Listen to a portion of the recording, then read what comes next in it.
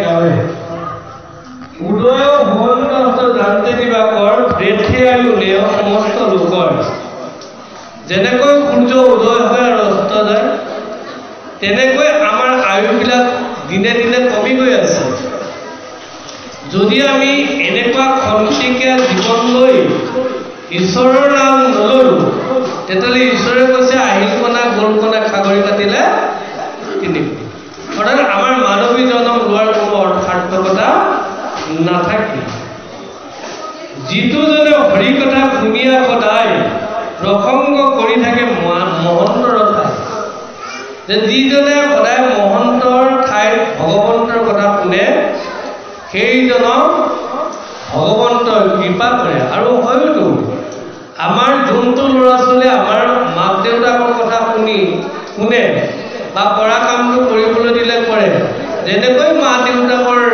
দয়া উপজে সেই সন্তানৰ ঠিক তেনেকৈ ভগৱন্তৰ কথা শুনা ব্যক্তি ভগৱন্ত দয়া কৰিব খাটাং তাৰপিছত বৈষ্ণৱটো প্ৰীতি কৰি আছে ভাল মতে তাপম্বৰ পাৱে কৰি নমো দণ্ডমতে নমো নমো কৃষ্ণদেৱ পতিতৰো পতি মোট প্ৰয় নাহি আন পতিত সম্পৰি অনাদি জনময়টো ভৱকৃপ কৰি বন্দী হৈ আছো বন্দী জৰি ভকতৰ সংগ দিয়া কৰা পূৰ্ণ কাম সামাজিকভাৱে ডাকি বোলা আমি গোটেই সামাজিক সভাসদসকলে ভগৱন্তৰ আমি ৰাম নামেৰে আজি এই অনুষ্ঠানটো সামৰিব লাগিব নহয়নে বাৰু আজি আমাৰ উদ্দেশ্যটো হ'লে ৰাম নাম ঈশ্বৰৰ কথা শুনা সেইটো উদ্দেশ্য লৈ পেলাই যাতে ঘৰৰ পৰা অহা নাই যে আমি ভাগৱতৰ কথা শুনিম ভাগৱতে কি কথা কয় মানি চলিম এই উদ্দেশ্য লৈ আমি আজি ভাগৱতৰ অনুষ্ঠানটো আয়োজন কৰিছোঁ বাৰু সমস্ত আয়োজন মন্ত্ৰ আমাৰ একেবাৰে সূৰ্যসম সদৃশ এজন ব্যক্তি আহি পাইছেহি আমাৰ যদিও অতিব চিনাকি তথাপি আপোনালোকক আনুষ্ঠানিকভাৱে চিনাকি কৰি দিছোঁ চতিয়া মহাবিদ্যালয়ৰ তেওঁ ইকনমিক্স অৰ্থনৈতিক শাস্ত্ৰৰ এজন প্ৰবক্তা আমি জোনাকী পৰুৱাৰ আভা যেনে তেনে তিলিকি আছোঁ আৰু এখেত কিন্তু সূৰ্য সমতেই আপোনালোকক গোটেই অন্ধকাৰ পোহৰলৈ লৈ গুচি যাব গতিকে আমি এইখিনিতে কৈ যাওঁতে যদি কিবা কাৰণত ক'ৰবাত ত্ৰুটি হৈছে আপোনালোকে ক্ষমা কৰিব আৰু আমি অকণমান বিৰত লৈছোঁ তেখেতক আমি আপোনালোকক ল'বৰ কাৰণে ক্ষমা লৈছোঁ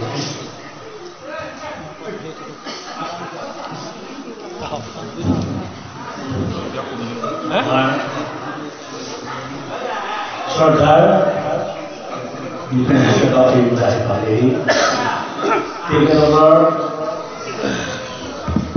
কলেজৰ পৰা এৰাও দিগদাৰ আজিকালি বিৰাট সমস্যা তাৰ মাজত তেখেতে কৈছে মই ছেকেণ্ড হাফত গৈ পামগৈ তেখেত আহি পালেহি আমাৰ ৰাইজৰ মৰম উপেক্ষা কৰিব নোৱাৰি তেখেত আহিছে বুলি ভাবিছোঁ গতিকে তেখেতলৈ আমাৰ জনাইছোঁ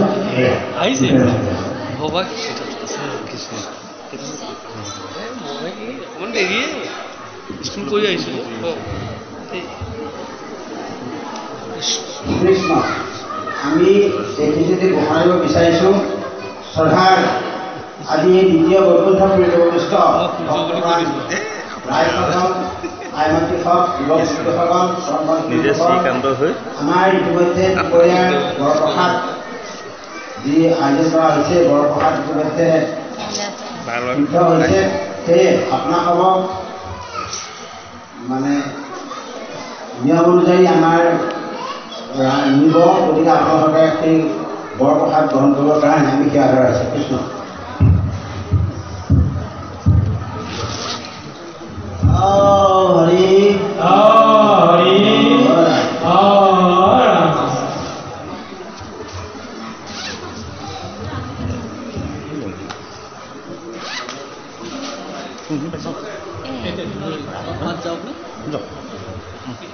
নৰনাৰায়ণ আবিৰ্ভাৱ ন নৰনাৰায়ণৰ আবিৰ্ভাৱ মুহূৰ্ত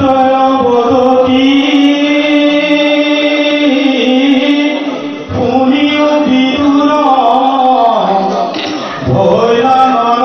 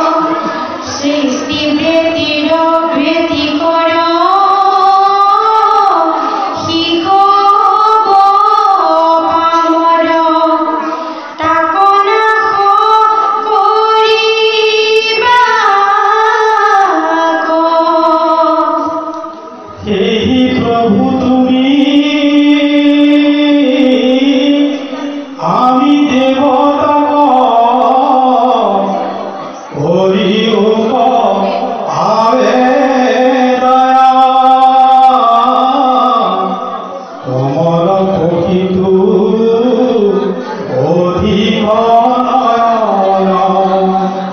করুণা দৃষ্টিয়ে ছায়া হেনয় পরম পুরুষ তোমাক নম নম নিরঙ্কার হাস্তকে গাহাত অনুমান করে শৈকুল ভৈরাগু সর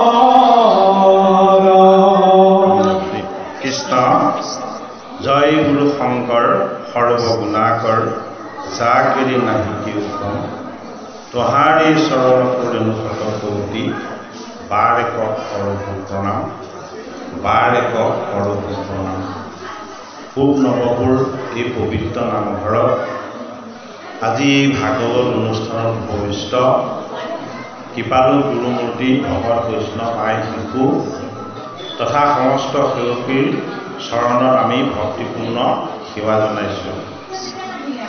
আমাৰ কৃপালু তিনিগৰাকী বাপে আজি অনুষ্ঠান ভাগৰ পাঠ আৰু পৰ্যালোচনাৰে ভগৱন্তৰ সেৱা আগবঢ়াই আহিছে। আমাৰ শ্ৰীকান্ত ভাগৱতী বা শেৱালী আইগৰাকী আৰু আমাৰ বাপজনা আমি আপোনাৰ সকলোৱে আমাৰ সেৱা নিবেদন কৰি এতিয়া ভাগৱত শাস্ত্ৰৰ আজি পাঠ হৈছে চতুৰ্থ স্কন্ধৰ মনুৰ দক্ষৰ কন্যাসকলৰ বিৱৰণ আৰু বিবাহ। ভাগৱত মত্যৰ শাস্ত্ৰ নহয়। এই শাস্ত্ৰভাগে মত্যৰ জীৱ আত্মাবিলাকক বৈকুণ্ঠ ধামলৈ লৈ যাব পাৰে। সেইবাবে ভাগৱতক বৈকুণ্ঠৰ কল্পতৰু বুলি কোৱা হয়। ভগৱন্তই জীৱক উদ্ধাৰ কৰে, কিন্তু ভগৱন্তই জীৱক কেনেকৈ উদ্ধাৰ কৰে তাৰ যিটো প্ৰক্ৰিয়া বা পদ্ধতি সেইটো কৰি দেখুওৱা হৈছে ভাগৱত শাস্ত্ৰ। সেইটো কাৰণে চতুৰ্থ স্কন্ধত প্ৰথম দিছে মনন্তৰ বৰ্ণন। ভাগৱতৰ 10টা লক্ষণ আছে। সৰ্গ বিসৰ্গ পোষণ স্থান উতি মনন্তৰ ইখানো কথা। এইদৰে ভাগৱতৰ 10টা লক্ষণ আছে। এই 10টা লক্ষণৰ এটা লক্ষণ হ'ল মনন্তৰ বৰ্ণন। এই মনন্তৰ বৰ্ণনৰ দ্বাৰা ভাগৱত শাস্ত্ৰভাগে আমাক ঈশ্বৰ জ্ঞান দিব বিচাৰিছে আৰু আমাক নিজৰ পৰিচয়টো জানিবলৈ এটা সুযোগ দিছে। যদি আমি ভাগৱত গীতা আদি শাস্ত্ৰ শ্ৰৱণ কীৰ্তন কৰি পুণ্যৰ ভাগ যদি লাভ কৰিবলৈ হয়, প্ৰথমতে আমি নিজক জানি ল'ব লাগিব। নিজক নেজানিলে গীতা ভাগৱত জনাৰ ব্যৱস্থা নাই। কোনে নিজক নেজানিছিলে? পাণ্ডৱৰ নাতি পৰীক্ষিতে নিজক নেজানিছিলে। এই নিজক নজনাৰ কাৰণে পৰীক্ষিতৰ পাকনি হ'ল ভুলৰ। কি ভুল কৰিছিলে? পাণ্ডৱে যিখিনি কৰিছিলে তাতকৈ এটা বেছিকৈ কৰিবলৈ গৈছিলে। পাণ্ডৱে জীৱবিলাকক ঈশ্বৰ জ্ঞান কৰে, প্ৰেম কৰে, দয়া কৰে, মৰম কৰে।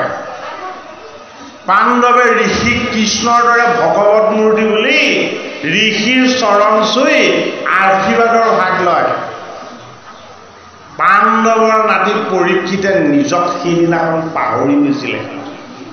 বোলে মই গ'ল মোৰ পিতামহসকলে ঘটি পিটি এই ইন্দ্ৰপ্ৰস্থ আৰু হস্তিনাপুৰ এই দুইখনৰে মোক একচ্ছত্ৰী ৰজা পাতি থৈ গৈছে। মই এই জম্বুদ্বীপৰ ৰজা। মই সকলোকে আজ্ঞা কৰিব পাৰিম, মোক কোনেও আজ্ঞা কৰিব নোৱাৰে। সেইটো কাৰণে কি হ'ল, এই অৰণ্যত থকা মৃগকেইটা মাৰি এই মৃগবধি আনন্দ লাভ কৰিবলৈ তেওঁৰ মনত এটা বেয়া বাসনা থাকিলে। আমিও এই জীৱনত পৰীক্ষা দিবলৈহে আহিছোঁ। পৰীক্ষাটোৰ সমাপ্তি কোনদিনা হ'ব? যিদিনাখন আমাৰ মৃত্যু হ'ব, সেইদিনাখন আমাৰ পৰীক্ষাৰ সমাপ্তি হ'ব। আপুনি যিমান ওখ ঘৰ নবনাওক, যিমান ডাঙৰ ডিগ্ৰী নলওক, যিমান আপুনি সম্পত্তিৰ পাহাৰ নগাওক, সম্পদৰ পৰ্বত আৰু বিদ্যা বুদ্ধিৰ পাহাৰ এই দুইটা থকাৰ পাছতো যদি আপোনাৰ মৃত্যু হোৱাৰ বাতৰিটো পোৱাৰ লগে লগে ইজনে সিজনৰ মুখলৈ চাই সোধে বোলে কোননো মৰিছে, কাৰণো মৃত্যু হৈছে, বোলে কোনেও নেজানে, তেতিয়াহ'লে এই জীৱন পৰীক্ষাত তেওঁ আহিল আৰু গ'ল। জীৱনৰ অন্তিম পৰীক্ষাটো সদায় মৃত্যুৰ সময়ত হয় বা মৃত্যুৰ পাছত হয়। এই জীৱনটো কেৱল আমি পাইছোঁ এটা পৰীক্ষা দিবৰ কাৰণে। এইটো কাৰণে ভাগৱত কোৱা হৈছে কাক? জীৱাত্মাৰূপী পৰীক্ষিত। এই ভাগৱত শাস্ত্ৰ কিন্তু কেইবাজনকো কৈছে দেই। এতিয়া ভাগৱতৰ ৪ৰ্থ স্কন্ধৰ কথাখিনি কৈ আছে কাক? বিদুৰক কৈ আছে। বিদুৰক কোনে কৈছে? মৈত্ৰেয় ঋষিৰ আশ্ৰমত কৈছে বিদুৰক। এইবিলাক সকলোবিলাক তত্ত্বৰ চৰিত্ৰবিলাক। বিদুৰ আমাৰ লগতো এজন আছে। এই বিদুৰজনক আমি চিনি পালোঁ নে নাপালোঁ? পৰীক্ষিত আমাৰ লগতো এজন আছে। এই পৰীক্ষিতজনৰ লগত আমাৰ পৰিচয় হৈছে নে নাই? মৈত্ৰেয় নামৰ গুৰুজন আমাৰ ভিতৰতে লুকাই আছে, গোপন হৈ আছে। এই মৈত্ৰেয় নামৰ গুৰুজনক আমি চৰণ সেৱা কৰিব পাৰিছোঁ নে নাই? গংগাৰ পাৰত পাণ্ডৱৰ মাটি পৰীক্ষিত এই ভাগৱত শাস্ত্ৰ সুকে কৈ আছে, আমাৰ মাজত থকা সূৰ্যজনক আমি বিচাৰি পাইছোঁ নে নাই? সেইটো কাৰণে মৈত্ৰৰ ধ্যান ধাৰণা আৰু চিন্তাৰে এই ভাগৱত শাস্ত্ৰ যদি আমি অধ্যয়ন কৰিবলৈ যাওঁ, ইয়াৰ তত্ত্ব মৰ্ম আমি একো বুজি নাপাম। সেইবাবে শাস্ত্ৰভাগ কোৰ শাস্ত্ৰ বুলি কোৱা হ'ল। বৈকুণ্ঠৰ কল্প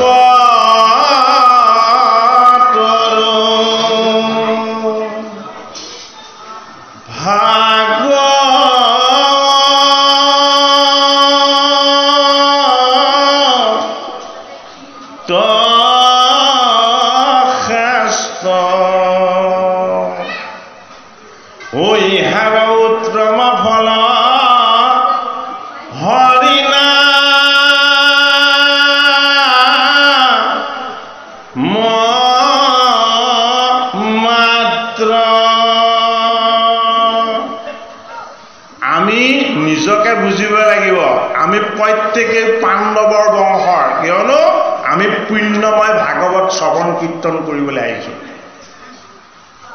যদিহে আমি পাণ্ডৱৰ বংশৰ নহয় যদি কৌৰৱৰ বংশৰ হলোহেঁতেন, তেতিয়াহ'লে সীমাত বিবাদ কৰিবলৈ গ'লোহেঁতেন। ভাই ককাইৰ লগত সদায় কাজিয়া এখন ৰচনা কৰিলোহেঁতেন যে তোক মই এহাত মাটিও বেছিকৈ নিদিওঁ। এয়া কৌৰৱৰ বৃত্তি। এই বৃত্তিবিলাক আমাৰ পৰা আঁতৰত নাই। দুটা বৃত্তি আমাৰ লগত দি পঠিয়াইছে ঈশ্বৰে। সেইটো কাৰণে দিছে আমাক দুখন হাত, দুটা চকু আৰু দুখন ভৰি। কিন্তু কথা ক'বলৈ মুখ মাত্ৰ এখন দিছে। কিয় এখন দিয়া হৈছে? ঈশ্বৰ এজনেই। তেওঁৰ তত্ত্ব দুটা, এটা হ'ল পুৰুষ, অন্যটো হ'ল প্ৰকৃতি। তেওঁৰ তত্ত্ব দুটা বোলে কি? তেওঁ জন্মৰো নাই, তেওঁ মৃত্যুৰো নাই। জন্ম মৃত্যুৰ অতীত। আৰু সেইটো কাৰণে ভাগৱত শাস্ত্ৰৰ মতে ভগৱান হ'ল গুণাতীত। আমি জীৱবিলাক কি? আমি জীৱবিলাক গুণত বান্ধ খাই আছোঁ। আপোনালোকে প্লাষ্টিকৰ ৰছী যেতিয়া বজাৰৰ পৰা কিনি আনে একো কৰিব নালাগে, তাক এনেই থৈ দিবচোন, সি নিজে নিজে পাক খাই গৈ থাকে, হয়নে বাৰু? এই গুণবিলাকে গুণাত্মক কৰি তাক বান্ধি থাকে। এইটো কাৰণে আমি জীৱৰ তত্ত্বলৈ আহিছোঁ তিনিটা গুণ লৈ, সত, ৰজ আৰু তম। এই তিনিটা গুণত যদিও আমি জীৱৰ তত্ত্বলৈ আহিছোঁ, আমাক চাই থকা, আমাক পালন কৰি থকা, আমাৰ মাজত আনন্দ হৈ প্ৰকাশ হৈ থকা যিজন আত্মা ঈশ্বৰ, সেইজন এই গুণবিলাকৰ পৰা মুক্ত। সেইটো কাৰণে ভাগৱত শাস্ত্ৰই পৰীক্ষিতক কৈছে যে হে পৰীক্ষিত, তুমি যজ্ঞ কৰিলেও তুমি পাৰ নাপাবা, তুমি পূজা পাতল কৰিলেও তুমি একো লাভ নহ'ব, তোমাৰ সময় মাত্ৰ 7 দিন। তুমি ঋষিৰ অভিসম্পাদ আৰু তোমাৰ মুখ্য সাধনৰ লক্ষ্য, এই দুইটা বস্তুক যদি তুমি কৃতকাৰ্য কৰিব বিচাৰিছা, তেতিয়াহ'লে তুমি গংগাৰ পাৰত কৃষ্ণৰ গুণ কীৰ্তন শ্ৰৱণ কৰিব লাগিব। গংগা মানে কি? সেই নদীখনৰ কথা কোৱা নাই। এখন গংগা প্ৰবাহিনী হৈ ঈশ্বৰে আমাৰ হৃদয়ত বোৱাই ৰাখিছে, এইখন গংগাৰ কথাহে আমাক ভাগৱতে কৈছে। গংগা মানে হ'ল ভকতিৰ নদী। যেতিয়ালৈকে আমাৰ হৃদয় ধামলৈ ভকতিৰ অমিয়া যেতিয়ালৈকে বৈ নাহিব, তেতিয়ালৈকে আমি কি কৰি থাকিম? মৃগ পহুৰ সন্ধান কৰি থাকিম। আগৰ কালত বোলে, এতিয়াতো হাবিও নাই, মৃগও নাই, হয়নে? এতিয়া আমাৰ মৃগবিলাক কি? আমাৰ মৃগবিলাক হ'ল আমাৰ মায়া বাসনাযুক্ত আকাংক্ষাবিলাক। এই জীৱন পৰীক্ষা দিবলৈ অহা পৰীক্ষিতে যদি নিজক চিনি নাপায়, তেতিয়াহ'লে অবাতে যাব। কি কৰিব? জীৱৰ পাছত নিজৰ স্বাৰ্থ পূৰণৰ লক্ষ্য ৰাখি দৌৰি ফুৰিব। এয়া হ'ল পৰীক্ষিতৰ মৃগয়া। এই পৰীক্ষিত ৰূপী জীৱই যেতিয়া মৃগয়া কৰিবলৈ গ'ল, দিনটো মৃগৰ পাছত দৌৰিছে, এটা মৃগও বধ কৰিব পৰা নাই। বোলে কিয়? এইটো মিছা বস্তুৰ পাছত মই তোমাক দৌৰাইছোঁ। এই মিছাটোৰ পাছত তুমি দৌৰি দৌৰি দৌৰি দৌৰি এটা সময়ত তুমি তৃষ্ণাত আঁতৰ হৈ পৰিবা। গতিকে আমিও সত্য বস্তুৰ সন্ধান কৰিব লাগিব। যদি মিছাৰ পাছতেই কেৱল জীৱনটোক দৌৰাই ৰাখো, এদিন আমি খাবলৈ পানী নাপাই মৰিব লাগিব। আমি তৃষ্ণাত আতুৰ হৈ মৃত্যুক আঁকোৱালি ল'ব লাগিব। সেইটো কাৰণে ভগৱান কৃষ্ণই কৃপা কৰি কি কৰিলে? এই মৃগৰ পাছত দৌৰি ফুৰা পৰীক্ষিতক ঋষিৰ আশ্ৰম এখনলৈ লৈ গ'ল। কোনখননো ঋষিৰ আশ্ৰম? এই দেহেই ঋষিময় সাধনাৰ আশ্ৰম। এই দেহতে ঋষিময় সাধনা কৰিব পৰা যায়। এইটো কাৰণে ঋষিময় সাধনা কোনে কৰে? এই শটোক যি জড় কৰিব পাৰে, এই দেহটোক যি জড় কৰি আত্মাক যি চৈতন্য কৰিব পাৰে, সেইটো কাৰণে ঋষিজনৰ নামটো ৰখা হ'ল কি? সমীক ঋষি। এই দেহৰ বাসনাবিলাকক যি জড় কৰি আত্মাৰ ঈশ্বৰক যি চৈতন্য ৰূপত চাই থাকিব পাৰে, সেই তত্ত্বগত ঋষিজনৰ নামটো কি? সমীক ঋষি। সমীকৰ সাধনা আৰু পৰীক্ষিতৰ তৃষ্ণা দুটা বিপৰীত বস্তু। সেইটো কাৰণে পৰীক্ষিতক কলৈ লৈ যোৱা হ'ল? সেইটো কাৰণে পৰীক্ষিতক লৈ যোৱা হ'ল সমীক ঋষিৰ আশ্ৰমলৈ। সমীক ঋষিৰ আশ্ৰমত পৰীক্ষিতে ঋষিক মাতিছে, কিন্তু মাত পোৱা নাই। ঋষি ক'ত লীন গৈ আছে? ঋষি ব্ৰহ্মানন্দত লীন গৈ আছে। পৰম ব্ৰহ্মৰ পৰম আনন্দৰ লগত তেওঁ এক হৈ আছে। এইটো কাৰণে ঋষিৰ দেহ জড় হৈ আছে, কেৱল চৈতন্য হৈ আছে আত্মা। পৰীক্ষিতক কৃষ্ণই নিছিলে তালে। বোলে কি? তুমি যে মৃগৰ পাছত দৌৰিছা, এওঁ কি কৰিছে চাই লোৱা, তোমাৰ ভুলটো তুমি শুধৰাই লোৱা। পৰীক্ষিতে ভুলৰ শুধৰণি নকৰিলে। কি কৰিলে? ঋষিজনক গালি পাৰিলে, কটু বাক্য প্ৰয়োগ কৰিলে, সিমানেও নুজুৰিলে। মৰা সাপ এটা আনি ঋষিজনৰ গলত মেৰিয়াই ঋষিৰ দেহৰ বাহ্যিক শুদ্ধতাক নষ্ট কৰি দিব বিচৰা হয়। ধৰ্মৰ প্ৰথম পদ হ'ল তপ। তপ মানে কি? এই সংসাৰৰ তাপবিলাকক সহন কৰি যি ঈশ্বৰ সুখৰ আনন্দত এক হৈ যাব পাৰে এনে কৰ্ম যি কৰে সেয়া ধৰ্মৰ প্ৰথম পদ। কৰিছিলে শ্ৰমিকে, ভংগ কৰিবলৈ যত্ন কৰিলে কোনে? পাণ্ডৱৰ নাতি পৰীক্ষিতে। ধৰ্মৰ দ্বিতীয় পদ হ'ল সুচিতা। যেতিয়ালৈকে আমাৰ চিন্তা ভাৱনা সাধনময় নহ'ব তেতিয়ালৈকে আমাৰ মন অন্তৰ আৰু দেহ এই তিনিটা বস্তু শুদ্ধ নহ'ব। পৰীক্ষিতে নষ্ট কৰিলে সেই দ্বিতীয়টো ধৰ্মৰ পদ। বোলে কি? ঋষিৰ গলত মৰা সাপ মেৰিয়ালে, এই সুচিতা নষ্ট কৰি দিলে। ধৰ্মৰ প্ৰথম পদ তপ যদি ভংগ হয়, ধৰ্মৰ দ্বিতীয় পদ সুচিতা যদি নষ্ট হয়, তেতিয়াহ'লে ক্ৰোধী হ'ব, জেদী হ'ব, অহংকাৰী হ'ব। এইটো বস্তুৰ নাম হ'ল শৃংগী। ই যিটোকে দেখে সেইটোকে দেখি ক্ৰোধিত হৈ যায়। সেইটো কাৰণে শৃংগীয়ে কি কৰিলে? ঋষিৰ বংশত পাপ অৰ্জন কৰিলে। যি মূৰ্খই মোৰ পিতৃৰ গলত এই মৰা সাপ মেৰিয়াইছে তাক 7 দিনৰ ভিতৰতে তক্ষক নাকে দংশন কৰি মৃত্যু দিব। আমি প্ৰত্যেকেই সেইদিনাৰ পৰা 7 দিনীয়া হৈ থাকিম। আমি এই জীৱন পৰীক্ষা দিবলৈ অহা পৰীক্ষিত ৰূপী জীৱ। জন্মৰে আমাৰ বাৰ আৰম্ভ হ'ল, মৃত্যুৰে বাৰ সমাপ্ত হ'ব। এই 7টা বাৰ ৰোটেশ্যন হৈহে থাকিব, এটাও কোনেও হ্ৰাস বৃদ্ধি কৰিব নোৱাৰে। এই 7 দিনীয়া জীৱন ঘড়ীত আমি ঘূৰি আছো, জীৱন পৰীক্ষা দি আছো। গতিকে এই পাণ্ডৱৰ নাতি পৰীক্ষিতৰ যিকেইটা ভুল হ'ল, এই ভুলকেইটা আমি নৰ হৈ জন্ম লৈ আমাৰ জীৱনতো যাতে আমি নকৰোঁ সেইটো কাৰণে ভাগৱত পৰীক্ষিত নামৰ জীৱৰ কাৰণে ভুলৰ উদাহৰণ। ভাগৱত সুখৰ মুখপদ্মে বেগত হৈছে এই ভূমিভাগত। সুখ কি? সুখ হ'ল আত্মাৰূপ। সুখ দিগম্বৰ, সুখে বসন নিপিন্ধে। তেওঁ কিয় আত্মাৰূপ হৈ গ'ল?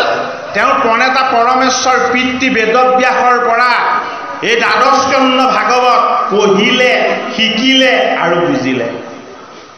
ভাগৱত যি শিকে, পঢ়ে আৰু বুজে সি আত্মাৰূপ হৈ যায়। সেইটো কাৰণে সুখ কি হৈ গ'ল? সুখ আত্মাৰূপ হৈ গ'ল। পৰীক্ষিতৰ জীৱনৰ যিকেইটা ভুল আছিলে এই ভুলকেইটাৰ শুধৰণি কৰিবৰ কাৰণে পৰীক্ষিতে কিন্তু গৃহৰ পৰা ওলাই যাব লগা হ'ল। গৃহ আমাৰ এই দেহ। এই দেহটোৰ ভোগৰ কাৰণে কৰ্ম কৰা হয়, সুখৰ কাৰণে কৰ্ম কৰা হয়, বিলাসৰ কাৰণে কৰ্ম কৰা হয়। কিন্তু দেহক প্ৰতিপালন কৰা আত্মা ঈশ্বৰৰ সন্তুষ্টিৰ কাৰণে আমি একো কৰ্ম নকৰোঁ। গতিকে গংগাৰ পাৰ মানে ভকতিৰ পাৰ। ভকতিৰ পাৰত দেহৰ সুখৰ কাৰণে, মনৰ সুখৰ কাৰণে, নিজৰ ভোগ বিলাসৰ কাৰণে একো কৰ্ম কৰা নহয়। গংগাৰ পাৰত যি কৰ্ম কৰা হয় এয়া হ'ল ঈশ্বৰ প্ৰাপ্তি। সেইটো কাৰণে আজি আপোনালোকে নামঘৰলৈ আহিছে কিহৰ কাৰণে? আত্মাৰ আনন্দ লাভ কৰিবৰ কাৰণে, পৰমাত্মাৰ চৰণ সেৱা কৰিবৰ কাৰণে, গোবিন্দৰ আশীৰ্বাদৰ ভাগ ল'বৰ কাৰণে। কোনেও ইয়ালৈ ধন সম্পত্তি বিচাৰি অহা নাই। সেইটো কাৰণে এয়া হ'ল গংগাৰ পাৰ। গংগাৰ পাৰত গোবিন্দৰ এই ভাগৱত কথা ইয়াত কি হৈছে? আজি প্ৰকাশ হৈছে। আমি প্ৰত্যেকেই আজি ঈশ্বৰ সুখৰ আনন্দৰ ভাগ লাভ কৰিছোঁ। গতিকে জীৱ কি? পৰীক্ষিত। এই জীৱৰ লগত থকা আত্মা। আত্মা কি? আত্মা হ'ল সুখ। এই জীৱ আৰু আত্মা একেলগ হৈ জীৱাত্মা হৈছে, হয়নে? মালিক কোন? মালিক হ'ল কৃষ্ণ পৰমাত্মা, এই ভাগৱত ভগৱন্ত। এই শাস্ত্ৰই 3টা তত্ত্ব একত্ৰ কৰি দেখুৱালে। ভাগৱতৰ দ্বাদশ স্কন্ধত পৰীক্ষিত নৃপতি শুকদেৱে অন্তিমত প্ৰশ্ন সুধিছে যে হে পৰীক্ষিত নৃপতি, তোমাৰ মনৰ সংশয় দূৰ হ'লনে? তুমি দ্বাদশ স্কন্ধ ভাগৱত সম্পূৰ্ণ শ্ৰৱণ কৰিলা, তোমাৰ মনত কিবা শংকা থাকিলে নেকি? ভাগৱতে পৰীক্ষিত ৰূপী জীৱৰ সকলো মনৰ সংশয় দূৰ কৰি দিব পাৰে। এইটো কাৰণে পৰীক্ষিতক দ্বাদশ স্কন্ধত সুখদেৱ গুৰু ভগৱানে অন্তিম প্ৰশ্নটো সুধি দিলে যে তুমি ভাগৱত বুজি পালানে, তুমি নিজক চিনি পালানে, তুমি ঈশ্বৰ কৃষ্ণৰ বিষয়ে জানিলানে? তেতিয়া পৰীক্ষিতে কান্দি কান্দি উত্তৰ দিছে যে হে মোৰ গুৰুজন, মই যেতিয়াই আপোনাৰ চৰণ পালোঁ, আপোনাৰ কৃপাত যেতিয়াই মই ভাগৱত শাস্ত্ৰ পালোঁ, ভাগৱত শাস্ত্ৰত থকা ভগৱান কৃষ্ণৰ স্বৰূপৰ যেতিয়াই মোৰ উপলব্ধি হৈ গ'ল, মই নিজক জানিলোঁ মই কোন। মোক যি ভাগৱত কৈ আছে আপুনি মোৰ গুৰু, মই আপোনাক বুজিলোঁ আপুনি কোন। আৰু এই দুইটাক জনাৰ পাছত মই ভগৱান কৃষ্ণ গোসাঁইক দেখা পালোঁ। বোলে কি তেওঁ আৰু মই একেই, তেওঁ মোৰ মালিক, মই তেওঁৰ অংশ। এই জীৱৰূপী পৰীক্ষিতৰ মৃত্যু নাই, এই জীৱৰ গতি আছে। যদি মই বেয়া কাম কৰোঁ মোৰ দুৰ্গতি হ'ব, আৰু যদি মই ভাল কাম কৰোঁ তেতিয়াহ'লে মোৰ সদগতি হ'ব। গতিকে তক্ষকৰূপী কালে এই জীৱলৈ এদিন মৃত্যু আনিবই, এয়া সত্য কথাহে। ঋষিৰ অভিসম্পাদ সফল হওক। বোলে কি মৃত্যু মোৰ জন্মতে লাগি আহিছে, ঋষিয়ে অভিসম্পাদ দি মোক মৃত্যু দিব নালাগে। এই কথাটোকে গীতাত ভগৱান কৃষ্ণই মধ্যম পাণ্ডৱ অৰ্জুনক কৈছে, যতস্ৰহে ধ্ৰুৱ মিত্ৰ ধ্ৰুৱং জন্ম মৃতস্য তস্মাৎ পৰিহাৰাৰ্থে নতুং সুচি তমোহাসি। কি বুলি কৈছে কৃষ্ণই অৰ্জুনক?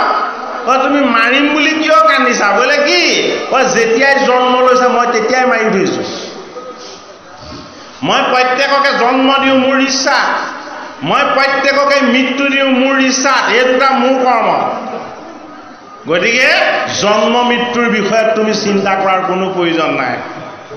এই দুটা তুমি বিচাৰিলেও পাবা, নিবিচাৰিলেও পাবা, এই দুটা মই দিমেই। তস্মাৎ ব্ৰতিষ্ঠ কন্তেয়, যে তুমি এই যুদ্ধখন কিন্তু কৰিব লাগিব। সেইটো কাৰণে আমাৰ এই জীৱন কি? জীৱন কুৰুক্ষেত্ৰ। এই কুৰুক্ষেত্ৰৰূপী জীৱনৰ মধ্যম স্থানত আমি ৰৈ আছোঁ। মধ্যম মানে কি? জন্ম আৰু মৃত্যুৰ মাজৰ স্থানটোক কোৱা হয় মধ্যম। জন্ম আৰু মৃত্যুৰ মাজৰ মধ্যম স্থানতে আমি জীৱন ৰথখন ৰখাই থৈছোঁ। সেইটো কাৰণে অৰ্জুনে ৰথখন ক'ত ৰাখিবলৈ কৈছিলে? কুৰুক্ষেত্ৰৰ মধ্যম স্থানত। আমিও কুৰুক্ষেত্ৰৰ মাজ ঠাইতে আছোঁ। বোলে কি ইমূৰত আছে জন্ম, সিমূৰত আছে মৃত্যু, আমি মাজত ৰৈ আছোঁ, হয়নে? আমাৰ সন্মুখত এটা ফাল আছে আৰু আমাৰ লগত এটা ফাল আছে। এটা শত্ৰু এটা মিত্ৰ। বোলে কি মিত্ৰ হ'ল পাণ্ডৱ, শত্ৰু হ'ল কৌৰৱ। কৌৰৱ কেনেকে শত্ৰু? কৌৰৱৰ ফালে যিকেইজন আছে সেইকেইজনে কৃষ্ণৰ কথা নেমানে। পাণ্ডৱ কিয় বন্ধু? পাণ্ডৱে কৃষ্ণক সভাসদ কৰি লগত ৰাখিছে। গতিকে যেতিয়ালৈকে আমি আত্মা ঈশ্বৰ কৃষ্ণৰ প্ৰতি কৃতজ্ঞ হৈ ভগৱান কৃষ্ণৰ চৰণ সেৱা বন্দনা আৰু উপাসনা আমি যেতিয়ালৈকে কৰিম, আমি তেতিয়ালৈকে পাণ্ডৱৰ পক্ষতে থাকিম। যিদিনাখন আমি গুৰু গোসাঁই নমনা হৈ আমি একোৱেই নমনা হৈ যাম, সেইদিনাখনে আমি কৌৰৱৰ পক্ষত জইন কৰিম। কৌৰৱক কৃষ্ণই কি দিলে? কৌৰৱক কৃষ্ণই কেৱল এটা বস্তুৱেই দিলে। বোলে কি? মৃত্যু দিলে। মৃত্যুৰ বাহিৰে কৌৰৱক একোৱেই দিলে ভগৱান কৃষ্ণই। তাকো কৃপা কৰি দিছে, বোলে মই যুদ্ধক্ষেত্ৰত থাকোঁতে তোমালোকৰ মৃত্যু হোৱাৰ কাৰণে তোমালোক উদ্ধাৰ হ'বা। পাণ্ডৱক কি দিলে? পাণ্ডৱক কি দিছে? পাণ্ডৱক ইন্দ্ৰপ্ৰস্থ আৰু হস্তিনাপুৰ এই ৰাজ্য দুখন গতাই দিছে। সিমানতেই ক্ষান্ত থকা নাই, কি কৰিছে? হস্তিনাপুৰ আৰু ইন্দ্ৰপ্ৰস্থৰ ধৰ্মৰাজ যুধিষ্ঠিৰক ৰজা পাতি দিছে। ৰজা পাতি দিয়েই ক্ষান্ত থকা নাই, বংশৰ যিটো পৰীক্ষিত নামৰ জীৱক বধ কৰিবলৈ ভাগৱতৰ প্ৰথম স্কন্ধত সেই কথা দিছে। দুৰ্নীয়ে যেতিয়া ব্ৰহ্মাস্ত্ৰ প্ৰয়োগ কৰিছিলে, কৃষ্ণই বংশ ৰক্ষাও কৰি থৈ গৈছে। কৌৰৱৰ কিন্তু বংশ নাথাকিলে কৌৰৱৰ বংশ কিয় নাথাকিলে কৌৰৱ হ'ল আমাৰ কৃষ্ণৰ কাৰণে শত্ৰুপক্ষ সেইটো কাৰণে সৰসজ্জাত পৰিহে কৃষ্ণৰ কাৰণে অপেক্ষা কৰিব লগা হ'ল কোন বৈষ্ণৱ ভীষ্ম গতিকে এই ঈশ্বৰ তত্ত্বৰ মননশীল চিন্তাবিলাক আমাৰ কায় বাক্য মনত যাতে সৰ্বদা হয় সেইটো কাৰণে কাহিনীৰ ৰূপত তত্ত্বৰ ৰূপত ভাগৱত শাস্ত্ৰৰ প্ৰতিটো স্কন্ধত এই ঈশ্বৰৰ পৰম পবিত্ৰ তত্ত্ব কথা আমাক এটা সুশৃংখলিতভাৱে আমাক জানিবলৈ দিছে ভাগৱতৰ ৪ৰ্থ স্কন্ধত দিছে কি মনন্তৰ কথা মনু কন্যাসকলৰ কথা দক্ষ প্ৰজাপতিৰ কথা দক্ষ আৰু শিৱৰ বিৰোধৰ কথা আৰু কি দিছে ৪ৰ্থ স্কন্ধৰ অন্তিমত দিছে কি পুৰঞ্জন উপাখ্যান আৰম্ভ হ'ল মনন্তৰ তত্ত্বৰে দক্ষৰ দুহিতা ১৩জনীক কি কৰা হ'ল ধৰ্মলৈ বিবাহ দিয়া হ'ল এতিয়া কেয়া পাতি চলি আছে দক্ষৰ ১৬গৰাকী কন্যাৰ ১৩গৰাকীক বিবাহ দিয়া হ'ল কালৈ ধৰ্মলৈ এগৰাকীক বিয়া দিয়া হ'ল কালে অগ্নিলে নামটো চাহা আমাক পদে ক'ব এগৰাকীক বিয়া দিয়া হ'ল কালে এগৰাকীক বিয়া দিয়া হ'ল বৈষ্ণৱ শিৱলে তেওঁৰ নামটো হ'ল কি পাৰ্বতী এই পাৰ্বতী গোসানীক দক্ষলৈ কালে বিবাহ দিব লগা হ'ল শিৱলৈ বিবাহ দিব লগা হ'ল ১৩গৰাকীক দিলে ধৰ্মলৈ এই ১৩গৰাকী ধৰ্মৰ ভাৰ্যাৰ ভিতৰত এগৰাকী ভাৰ্যা বিশেষভাৱে বিখ্যাত সেইগৰাকীৰ নামটো কি সেইগৰাকীৰ নামটো হ'ল মূৰ্তি আমি কি বুলি কওঁ আমি ধৰ্ম মূৰ্তি বুলি কওঁ কি ধৰ্ম মূৰ্তি ধৰ্মক কোনোবাই দেখে জানো ধৰ্মক কোনেও নেদেখে বোলে কি ধৰ্ম গুণত নাই ধৰ্ম নিৰ্গুণ সেইটো কাৰণে ঈশ্বৰ যিদৰে নিৰ্গুণ ধৰ্মও নিৰ্গুণ ধৰ্মৰ ১৩টা বৃত্তি আছে এই ১৩টা বৃত্তিক ১৩গৰাকী ভাৰ্যা কৰি দেখুওৱা হৈছে এটা বৃত্তিৰ নাম হ'ল মূৰ্তি মূৰ্তি মানে কি মূৰ্তিমন্ত ৰূপ সেইটো কাৰণে মূৰ্তিমন্ত ৰূপটোক কালে দিয়া হ'ল ধৰ্মলৈ দিয়া হ'ল আৰু তেওঁলোকৰ দুজন সন্তান হ'ল এজনৰ নাম হ'ল নৰ আৰু ইজনৰ নাম হ'ল নাৰায়ণ নৰ মানে শৰীৰ নাৰায়ণ মানে আত্মা কাৰ সন্তান হৈ জন্ম ল'লে ধৰ্মৰ সন্তান হৈ মূৰ্তিৰ পুত্ৰ হৈ জন্ম ল'লে এতিয়া আমাক পদে সেই কথাকে কৈছে যে মৈত্ৰেয় পদ্ধতি শুনিও বিদুৰ ভৈল নৰনাৰায়ণ যাহাৰ জন্মত সমস্ত জগত লভিলা সুখ শোভন নাৰায়ণ মানে কি বেদৰ ৰহস্যটোক নাৰায়ণ বুলি কোৱা হয় বেদৰ গোপত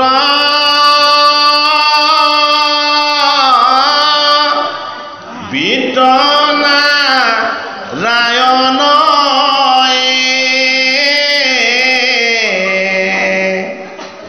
অদৈৱকীত হন্তে সাক্ষাৎ ভৈলাবী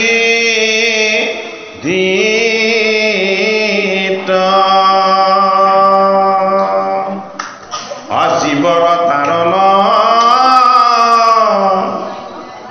সেইটো নাৰায়ণ অপচাৰিলা নিজ যশ ধৰ্ম বিপৰীত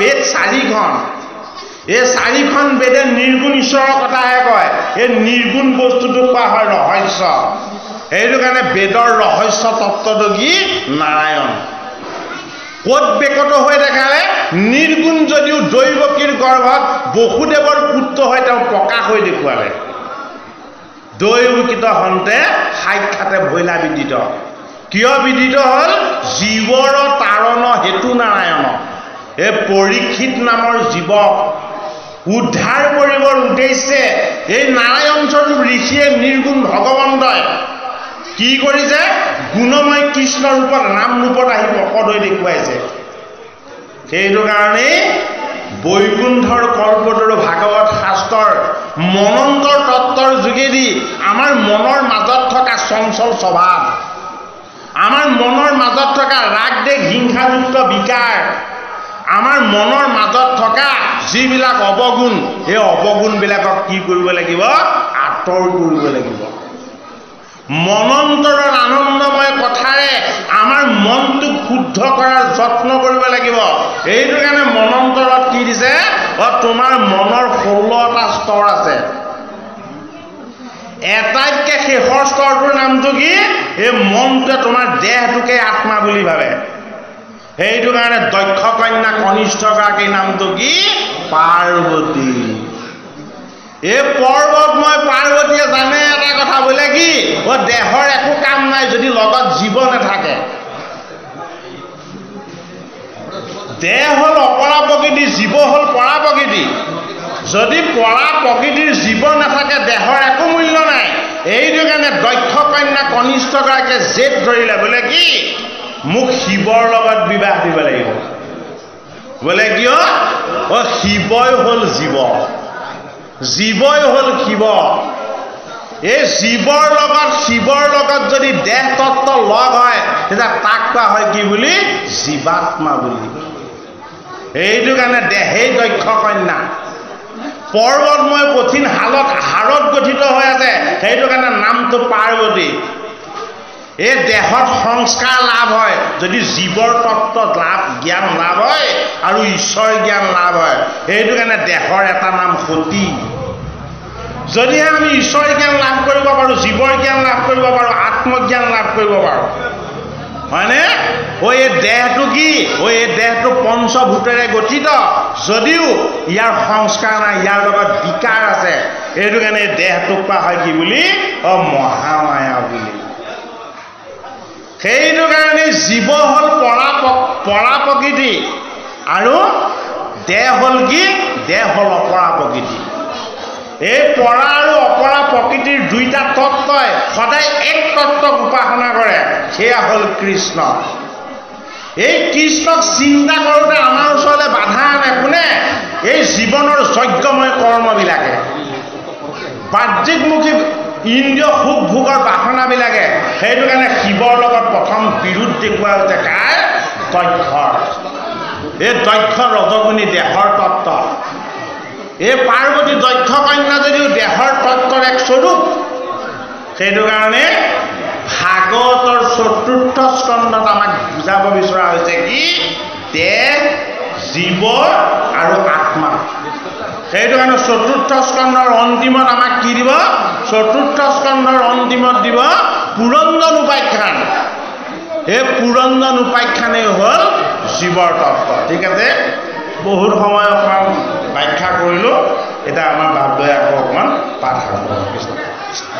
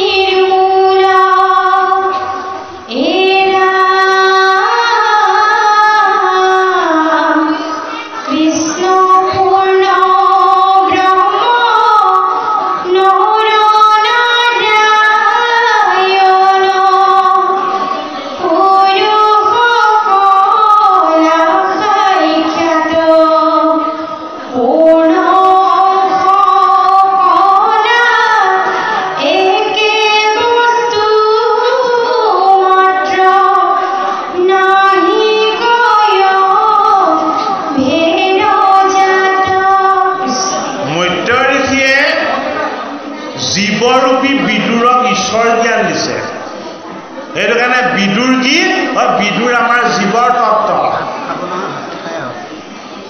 মৈত্ৰেয় কি মৈত্ৰেয় হ'ল আমাৰ আত্মা তত্ত্ব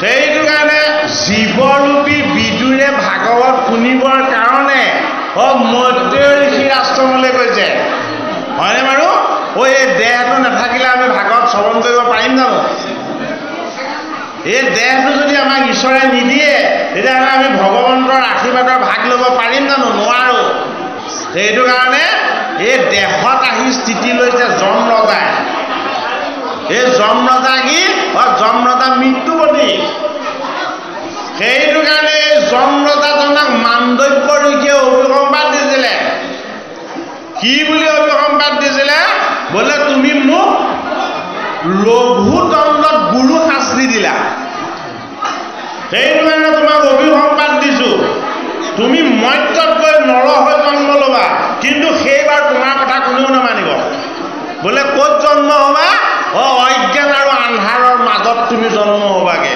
কোন থাকিব বোলে ধৃতৰাষ্ট্ৰ থাকিব গোটেই জীৱনটো তুমি তেওঁক বুজাবা আৰু আত্মজ্ঞান দিবা এটাও নাপালে আৰু এটাও নামানে হয়নে নহয় ধৃতৰাষ্ট্ৰ আমাৰ এই দেহটো ই মায়া আৰু মোহত দুটা চকু অন্ধ কৰি ৰাখিছে এই অন্ধ ধৃতৰাষ্ট্ৰৰ লগত সংযোগ হৈছে সি যম ৰজা হৈ জীৱ এই জীৱই হ'ল কি এই জীৱই হ'ল বিদুৰ বিদুৰে বহুত দূৰলৈকে দেখা বোলে কিয় মই অতীতো জানো বৰ্তমানো জানো ভৱিষ্যতো জানো মই আগতে ধৰ্ম আছিলো সেইটো কাৰণে মই সত্য ন্যায় আৰু নিষ্ঠা মই এইবিলাকক বৰ্তাই ৰাখিবৰ কাৰণে কওঁ কাক কয় দেহৰূপী ধৃতৰাষ্ট্ৰক কয় এই দেহৰ ভাজ্যা গৰাকী কি চকুত কলাপতি মাৰি থকা গান্ধাৰী এই গান্ধাৰী হ'ল দেহৰ ভাজ্যা ধৃতৰাষ্ট্ৰৰ ভাজ্যা সেইটো কাৰণে গান্ধাৰী কি